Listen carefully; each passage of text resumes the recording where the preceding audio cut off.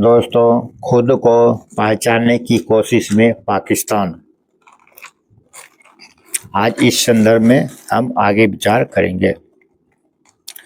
लाहौर में असंख्य स्थानों में के बदले गए कई नामों को फिर अपने मूल नामों में बदलने का फैसला कई में एक बड़ी घटना है।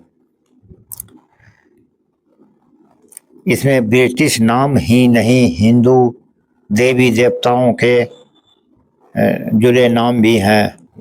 इनमें कृष्ण नगर, रामगली, धर्मपुरा, लक्ष्मी चौक, संत नगर आदि हैं, जिन्हें विभाजन के बाद इस्लामपुरा, रहमान अली, मुस्तफ़ाबाद आदि नाम रख दिया गया था।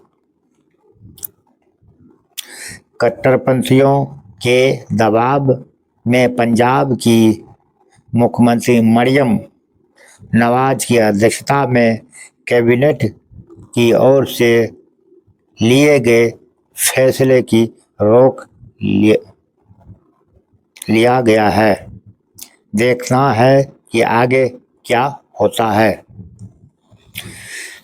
वैसे मूल नाम बहाल करने का कारण यह बताया गया था कि लाहौर को सांस्कृतिक पहचान और ऐतिहासिक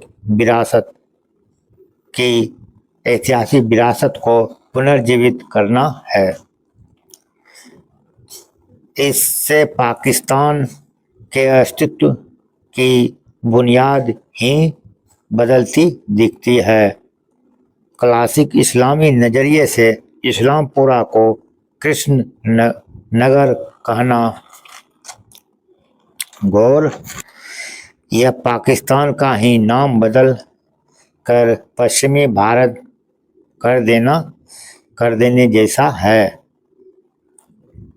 यदि पाकिस्तान अपने क्षेत्र की मूल सांस्कृतिक पहचान और ऐतिहासिक विरासत को महत्व दे रहा है, यदि पाकिस्तान अपने क्षेत्र की मूल सांस्कृतिक पहचान और ऐतिहासिक विरासत को महत्व दे रहा है, तो यह बात बहुत दूर तक जा सकती है। इससे न केवल भारत विभाजन को व्यर्थ, अनुपयुक्त और लाभकारी मानने का संकेत है, अपितु स्वयं इस्लामी मान्यताओं को अनुपयुक्त मानना है। मोरक्को, मिस्र, सऊदी अरब से लेकर ईरान तक में संस्कृति एवं इतिहास को लेकर यह उलझन अस्थायी रही है। इसमें समान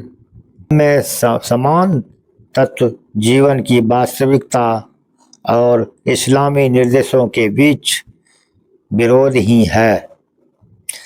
पाकिस्तान में विभाजन के फौरन बाद ही विचारशील लोग असहज होने लगे थे। वहाँ संविधान बनने में 9 वर्ष लगे, जिसमें पाकिस्तान को इस्लामी रिपब्लिक कहा गया, पर फिर 6 वर्ष में ही संविधान बदल दिया गया। 1962 में बने दूसरे संविधान में देश के नाम से इस्लामी हटाकर केवल रिपब्लिक ऑफ पाकिस्तान कर दिया गया। फिर इस्लामी शब्द जोड़ा गया। 11 वर्ष बाद तीसरा संविधान आया, जिसमें इस्लाम को राजकीय मजहब घोषित किया गया। जियाउल हक और फिर परवेज मुशर्रफ ने संविधान का इस्लामीकरण किया। मुशर्रफ ने तो जिहाद को पाकिस्तान की विदेश नीति भी बताया। इसके बाद अब फिर मूल सांस्कृतिक पहचान और ऐतिहासिक विरासत को लौटाने की कोशिश इसकी स्वीकृति है कि अधिक से अधिक इस्लामीकरण मनुष्य की सांस्कृतिक आध्यात्मिक इतिहास को उपेक्षित करता है। पाकिस्तान की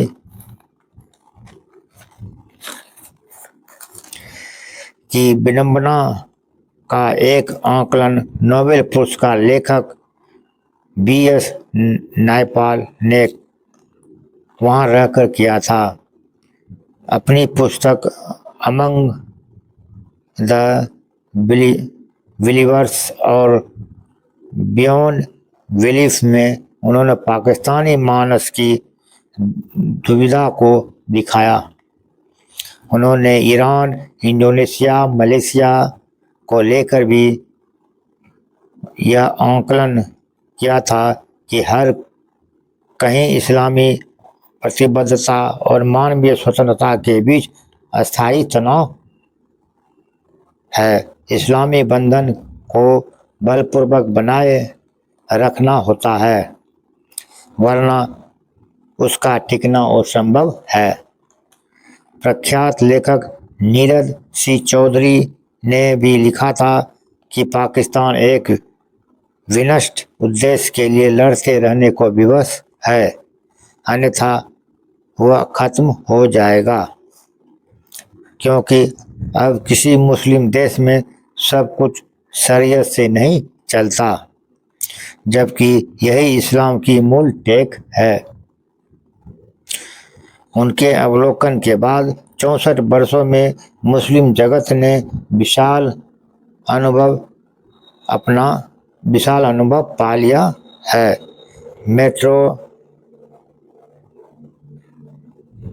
पेट्रो डॉलर, ईरान में खुमैनी क्रांति, तालिबान, अल-कायदा, इस्लामिक स्टेट आदि का दशकों तक चला जिहाद और अब ईरान की दुर्दशा सभी अनुभव संकेत करते हैं कि राजनीतिक इस्लाम का कोई भविष्य नहीं है। इसलिए सऊदी में भी इस्लाम से पहले स्थानों, प्रतीकों को ऐतिहासिक सांस्कृतिक विरासत के रूप में स्थापित किया गया है। वहाँ सिनेमा, संगीत, लड़कियों के लिए फुटबॉल की अनुमति, शिक्षा में योगाभ्यास आदि को स्थान दिया जा चुका है। यह सब अनायास भी हो रहा है।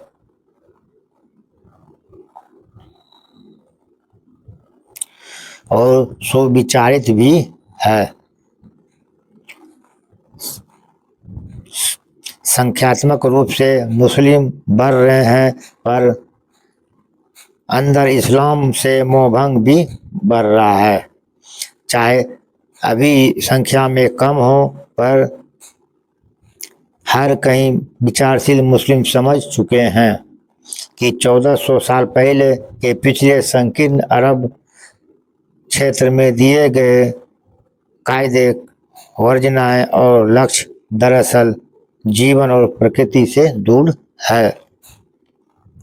ऐतिहासिक रूप से भारतीय मनीषा से जुड़े होने के कारण अनेक पाकिस्तानी कभी नहीं तय कर पाए कि एक राष्ट्र के रूप में वे कौन हैं, कहां से जुड़े हैं।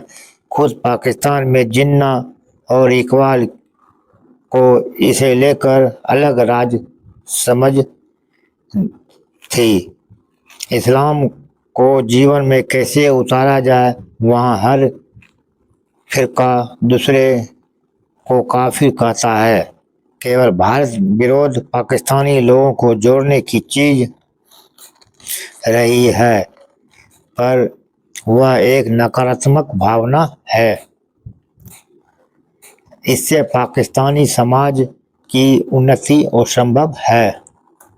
यह भविष्य ही बताएगा कि क्या पाकिस्तानी नेतृत्व सच स्वीकार करने की ओर बढ़ रहा है, किंतु यदि ऐसा हुआ तो भारत विभाजन का औचित्य कभी भी एक झटके में खत्म हो सकता है। जैसे कम्युनिज्म की सच्चाई स्वीकार करते ही पूर्वी और पश्चिमी जर्मनी का भेद खत्म हो गया था। पाकिस्तान में जो हो रहा है उसकी परिणति जर्मनी वाली होना संभव है, क्योंकि यदि पाकिस्तानी उच्च वर्ग इस्लाम से मुंह मोड़ ले तो आम जन मूल भारतीय समाज के प्रति स्वतः खिंचा आएगा, जिसकी सभ्यता और संस्कृति का यह सहज अंग रही है। पंजाब, सिंधु और बलूचिस्तान में मुस्लिम लोगों को 1946 तक कोई समर्थन नहीं था। उसकी मांग मुख्यतः अलीगढ़, कलकत्ता और मुंबई के मुस्लिम नेताओं ने की थी। पंजाब और सिंध के मुसलमानों को तो विभाजन एक आकस्मिक बिनामत के रूप में मिला। फिर उन्हें अपने ही गौरवशाली संस्कृति, इतिहास, साहित्य और समाज से घृणा करना सिखाया गया। आखिर भारत विरोधी नीतियों से पाकिस्तानी पंजाब के लोगों को अब तक क्या हासिल हुआ? अभी यह कहना कठिन है कि इस्लाम को अपना आधार बनाना और इस्लाम को अपना आधार बनाना असल में गले का शौक हो गया है। पर यह तय है कि इस्लाम की अपनी मूल पहचान हटते ही पाकिस्तान का स्वाभाविक बिलगांव जाता रहेगा। फिर क्या होगा यह अल्लाह जानता है।